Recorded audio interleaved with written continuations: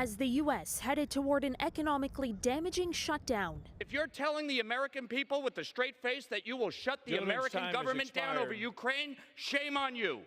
Democrats opted to keep the government open the only way they could. The bill is passed, and without objection, the motion to reconsider is laid on the table. Approving a funding bill that did not include any money for Ukraine. The White House and leaders of both parties in the Senate had pushed for new funding for Kyiv. We cannot, under any circumstance, allow American support for Ukraine to be interrupted. On Sunday, President Joe Biden urged Congress to negotiate an aid package as soon as possible. We have time, not much time, and there's this overwhelming sense of urgency. Still, Biden's warning was one of multiple reminders this weekend alone of fragile Western unity on Ukraine. Slovakia's parliamentary election was likely to give the Kremlin a new ally in Europe.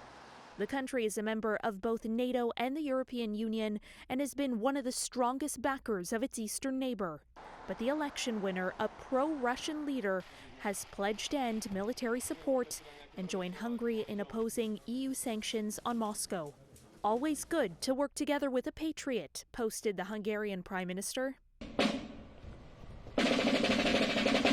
During a visit to Kyiv, the EU's top diplomat sought to reassure Ukraine of where the bloc stands. From our side, we will continue supporting and increasing our support.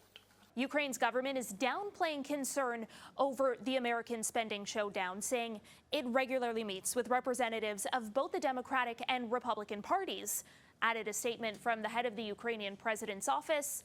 All key partners of Ukraine are determined to support our country until its victory in this war. However, the former Trump administration defense secretary told CBS on Sunday he thinks Russian President Vladimir Putin is gambling he can wait out the West. For City News, I'm Caryn Ceolin.